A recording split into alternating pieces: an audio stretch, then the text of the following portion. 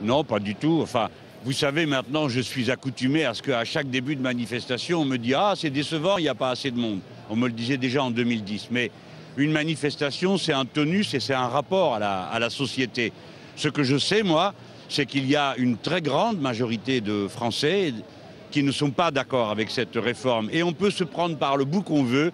Ils ont parfaitement compris qu'il va falloir travailler plus longtemps et que beaucoup ne verront pas la retraite. C'est une réforme injuste. Les gens le sentent.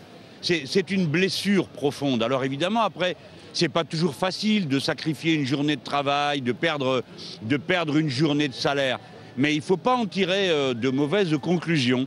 La mobilisation, elle est là dans les têtes. Vous protestez contre l'augmentation de la durée de cotisation, mais il n'y a finalement que 4 syndicats qui sont mobilisés. Les autres acceptent plus ou moins, disons, la réforme. Oui, bah écoutez, moi je suis d'accord avec ceux qui sont contre.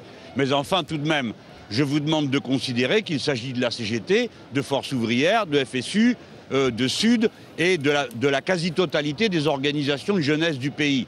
Je vous le dis simplement pour que ceux qui croient qu'ils ont réglé le problème en répandant de la résignation, de la sidération, de l'abasourdissement se trompent. Les Français ont compris qu'ils sont en train de se faire les poches. À la fois parce que les cotisations vont augmenter, parce que la durée au travail va s'allonger. Voilà, ça c'est la réalité dans le pays.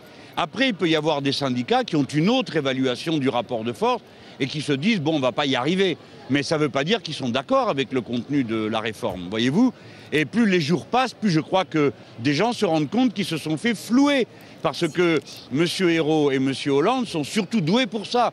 Pour faire des effets de communication, ils commencent par vous dire c'est une réforme juste parce que tout le monde va payer. Et 3 jours après, vous apprenez que les grands patrons, eux, ne paieront rien.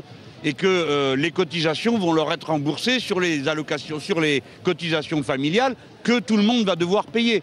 Donc, si vous voulez, tout ça, ce sont des effets de communication qui embrouillent le sujet, mais qui n'empêchent pas les gens de comprendre.